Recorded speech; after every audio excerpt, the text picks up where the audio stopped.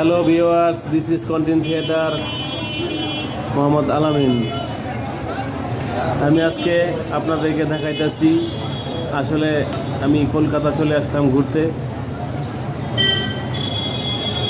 এবং এসে যেই অনুভূতিগুলি প্রকাশ করতেছি সেটা হচ্ছে, প্রথম হচ্ছে প্রচণ্ড গরম,